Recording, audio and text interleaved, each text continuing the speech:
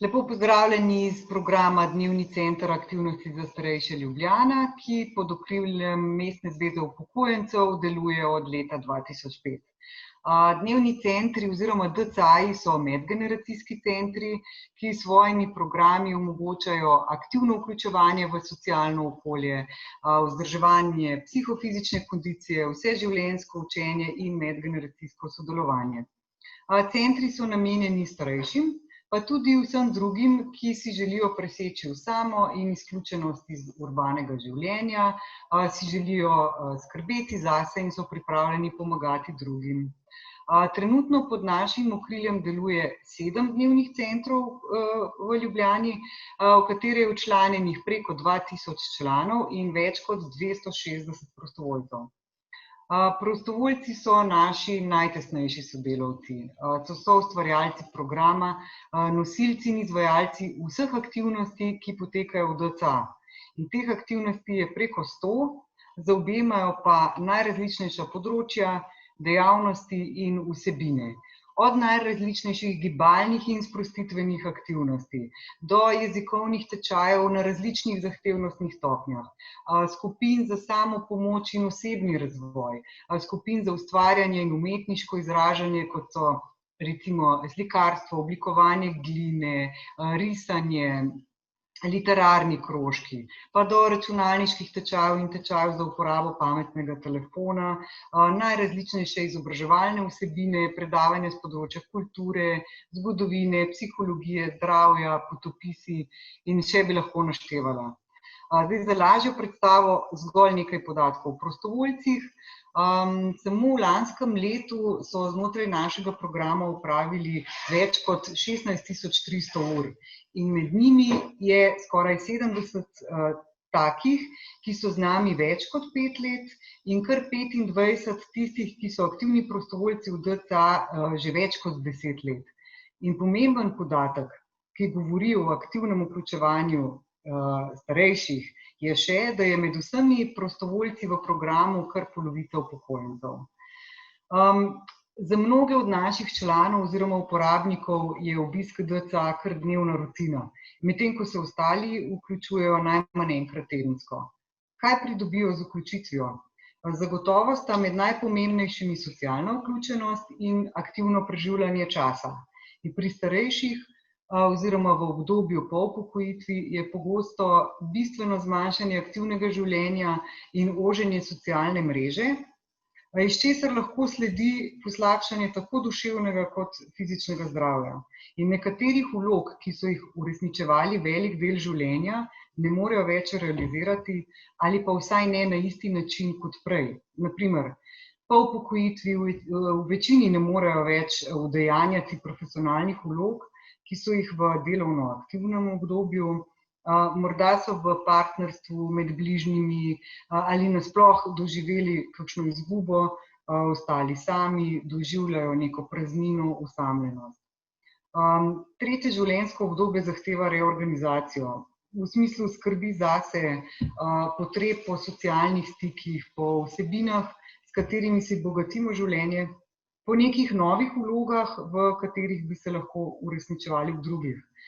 In ravno to ponujajo programi DCA, ki so dostopni vsakomur in kjer se srečuje množica različnih ljudi, medvrstniško in medgeneracijsko.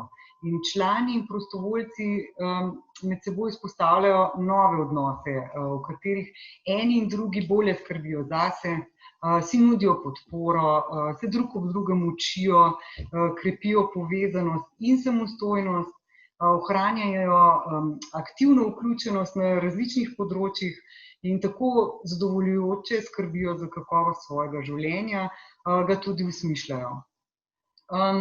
Program DCA deluje po participativni metodi, kar pomeni, da naši člani aktivno sodelujejo pri oblikovanju programa in prav vodenje aktivnosti v programu in iskanje prostovoljcev med samimi člani je najboljši odraz te metode. In pogosto člani pogrešajo ali svoje profesionalne vloge in si jih v neki obliki želijo nadaljevati ali pa želijo realizirati nekatere nove. Poleg tega pa pridobiti občutek koristnosti, občutek, da lahko prispevajo, da so povezani, da pripadajo. So torej tudi ustvarjalci programa, kar predstavlja enega izmed razlogov, da se število prostovoljcev, ki so hkrati tudi uporabniki, povečuje, to pa programu daje dodano vrednost. Veliko vrednost pa seveda predstavlja tudi medgeneracijsko povezovanje in solidarnost, ki jo sodelovanjem izkazujejo prostovoljci mlajše generacije. Torej ne le medvrstniško, pomembno je tudi medgeneracijsko povezovanje, saj je pretok in nabor znanja in izkušenj tako še bolj raznolik in druga ob drugi se učijo in povezujejo različne generacije. Kot pogosto slišimo, si vključen, če si aktiven. In če želimo uresničevati koncept aktivnega staranja, bomo morali slediti potrebam starejših in oblikovati programe oziroma nadaljevati s tistimi, ki to omogočajo. In po delovno aktivnem obdobju življenja gre življenje naprej, se nadaljuje in potrebujemo vključenost. Vse zase in za lastno zadovoljstvo lahko najbolje poskrbimo ravno ob drugih. Zato pri vzpodbujanju aktivne starosti velik del pozornosti namenjamo tudi vsem tistim, ki se želijo vključiti kot prostovoljci. V naši organizaciji so namreč oni gonilna sila, brez njih naši centri ne bi obstajali, z njimi uresničujemo programe. In da še zaključim z dejavnim življenjem oziroma aktivno vključenostjo ali kot uporabnik ali kot prostovoljec, posameznik bistveno prispeva k ohranjanju lastnega zdravja in kakovosti življenja, od česar ima navsezadnje korist celotna družba. In zato si bomo prizadevali tudi v prihodnje. Zdaj pa še bi želela predstaviti Tatjano Plahuta, ki je prostovoljka v skupini prostovoljcev dnevnih centrov aktivnosti za starejše in je v našem programu že 4 leta, poučuje zgodovino.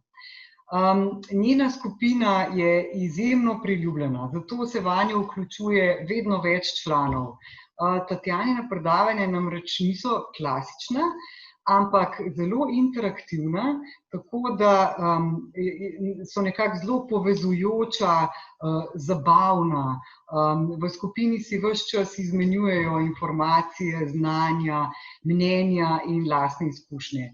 In med seboj so res zelo povezani, se družijo tudi izven centra. Tatjana namreč vsako leto organizira vsaj enkrat neko druženje in ogled oziroma izlet z vodenim ogledom izven centra. Jaz upam, da bo še dolgo naša prostovoljka oziroma naša sodelavka. Jaz sem začela s prostovoljstvom pred 4 leti in sicer takrat se je v mojem življenju nekaj zgodilo pomembnega, namreč ne meni zgodilo, jaz sem takrat obiskovala svojega prijatelja, ki je umiral v hospicu in ta izkušnja pač človeka pretrese in se začne spraševati, kaj je v življenju res pomembno. In tam sem nekako videla, da tudi delajo prostovoljci, tako da ta ideja je že takrat malo zorela. Potem pa, ko je umrl, vem, da pač bila sem v stiski in spomnim se, da sem nekje prebrala neki stavek v smislu, najbolj si lahko pomagaš sebi, tako da pomagaš drugim. In takrat sem šla direkt na internet in sem poiskala prostovoljna dela in sem našla nekaj v svoji bližini. In sicer to poučevanje starejših, o čemer prej sploh nisem nič vedela. Oglas je bil za nekega mentorja pri barvanju mandal. To sem si rekla, mislim, da bi to znala. Sicer nimam izkušnje z mandalami, ampak sem rada rišem, pa sem rekla, to bi mogoče šlo. Ko sem pa prišla v ta center, sem se srečala s to svojo bodočo šefico. In ona je rekla, no, ti si pa študirala zgodovino, mogoče bi lahko predavala zgodovino. Na začetku sem bila malo skeptična, nisem se počutila dovolj usposobljena. Zdelo se mi je tudi, da tega ne bom zmogla, ker sem bolj sramežljiva, pa nastopanje v javnosti mi nikoli ni šlo. Ampak nekako me je tako potisnila čez mojo cono obdobja in potem sem poskusila in sicer me je bilo zelo strah me je bilo, da bom premalo recimo vedela, da bom srečala tudi kakšne upokojence, ki vejo vse o drugi svetovni vojni, ki vejo za vsak premik čet in me bodo imeli za neko diletantko, ampak v bistvu so me pa sprejeli slušatelji zelo prijazno, benevolentno, vse je potekalo, mislim, v resnici je bila izkušnja vse kaj drugega kot strašna. In v bistvu mi je zelo pomagalo tudi v življenju, da sem se malo sprostila, da mogoče znam bolj govoriti, čeprav mogoče zdaj ne zgleda. Pomembno se mi zdi poudariti, da ta izkušnja prostovoljstva poteka res v obe smeri. Ne gre za to, da prostovoljec je neki nesebičen junak, ki pomaga drugim, ampak ves čas se ta dobrobit v bistvu se vrača in to človeku tudi daje, mogoče celo še več, kot človek dobi. Nekako se to pomnogotiri, ne vem, mislim, da je koristno res za vse udeležence. Vsak človek, mislim, ne vem vsak, ampak večina se dobro počuti, če nekomu pomagamo, pa da se počutimo malo pomembni, kako smo dobri. No, moja izkušnja res ni taka, da bi se počutila kaj grozno plemenito, ker res vsako sekundo skoraj uživam, prav uživam in na teh predavanjih, ko imamo uro pa pol na teden, se res ogromno presmejimo in ko je konec predavanja, se počutim prav vzhičena. Včasih, ko hodim domov, mi še kar naprej govorim sama sebi v glavi, kaj njim govorim, pa kaj so oni meni rekli in tako premlevam in sem od tega druženja prav naelektrena in mislim, da je to druženje tista stvar, ki je mogoče celo na prvem mestu. Mogoče ta stroka, zgodovina, o čemer govorimo, je nekaj na drugem mestu, ampak ne vem, kako bi to rekla. Nasplošno cel ta program, ki ga imajo tukaj, mislim, da je v prvi vrsti namenjen druženju, kar je zelo pomembno za ljudi, ko se upokojijo, ki prihajajo iz nekih različnih družinskih situacij. Eni živijo sami, eni so mogoče vdove, ali pa zanimivo je, da je največ žensk. Moških je čisto malo, tako jaz imam 1 do 2.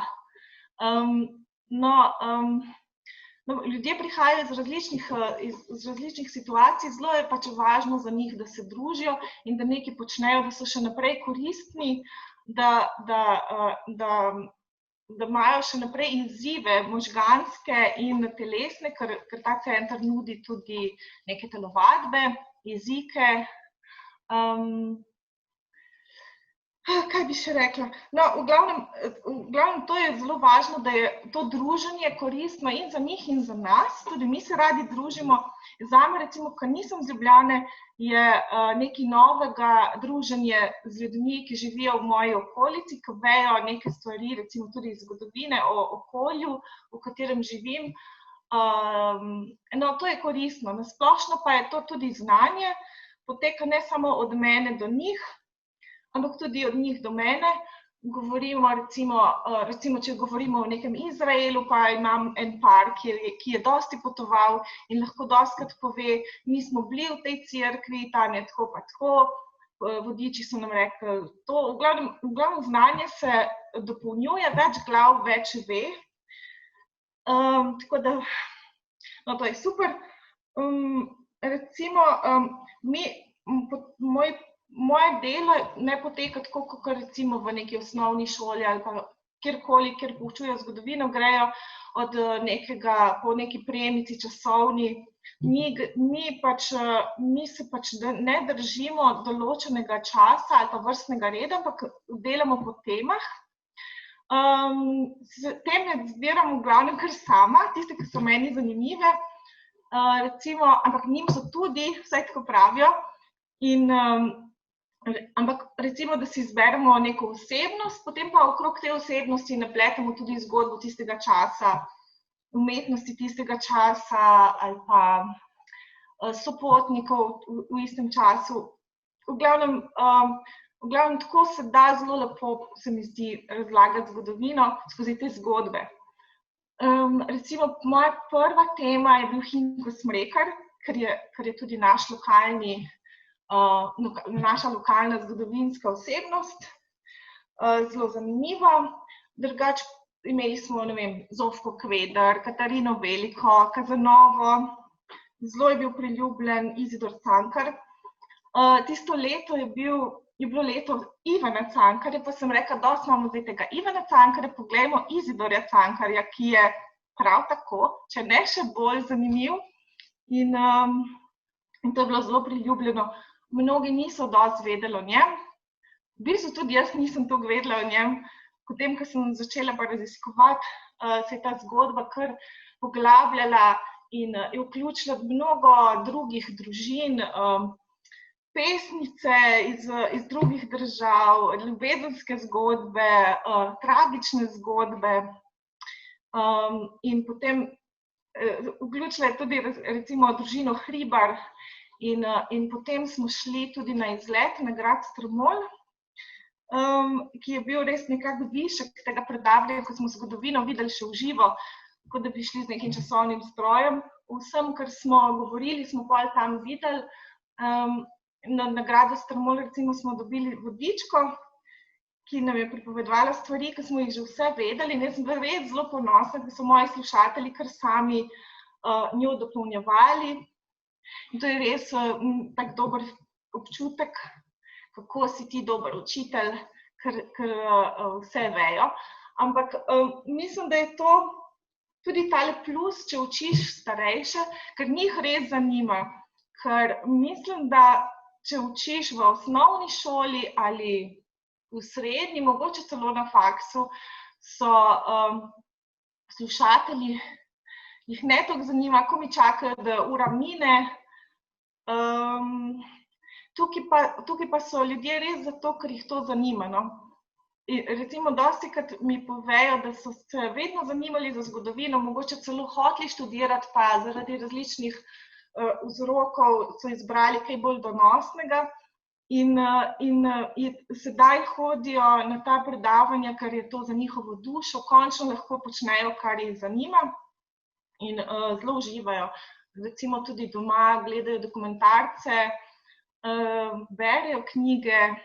Ena slušateljica je rekla, da bere zgodovinske romane, da gre v knjižnico in bere od A naprej, da kar vzame vsak, pač prebere roman in vzame novega po abecedi. Kaj bi še rekla? V glavnem, ko sem prej rekla, da je zelo važno druženje, zdi se mi pomembno poudariti, da je družba starejših zelo fajn. To niso ljudje, ki jih stereotipno gledamo včasih kot neke, ki so že za odpad ali da čakajo na smrt. To so zdaj, itak si to niso toliko stari, to so vitalni, sveži upokojenci, ampak meni se zdi njihova družba, mislim, meni se zdi to čisto normalno, skoraj prijateljska. To niso ljudje, ki ne bi imeli nič več za dati. To medgeneracijsko druženje se mi zdi, bi morali, ne vem, nekaj več bi morali na tem področju narediti, ker to so dragoceni člani družbe in nam lahko veliko dajo.